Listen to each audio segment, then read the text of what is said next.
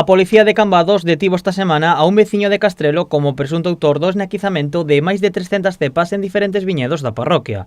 O motivo xurdiu hai 7 anos. Segundo conta o afectado, ambos tiñan leiras lindeiras e mantiñan boa relación ata que un día sulfatou a súa leira e por algún motivo que descoñece o presunto delincuente viuse afectado.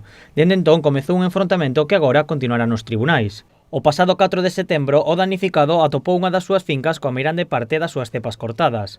Como esta non era a primeira vez que sufría estragos nos seus viñedos, o veciño puxera cámaras de seguridade. Nas imaxes vese claramente a cara do infractor que estivo máis de 4 horas cortando as cepas dos diferentes viñedos.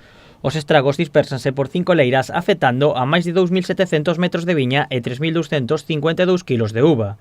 O afectado calcula que as perdas deste ano serán de máis de 6.000 euros, pero que superarán os 30.000 xa que a parra non volverá a estar en perfectas condicións atra dentro de 5 anos. Esta é a 7ª denuncia que o afectado presenta contra o infractor.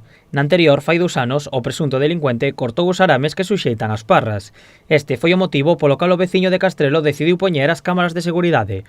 O danificado agarda agora que esta proba poda relacionarse cos 6 casos anteriores.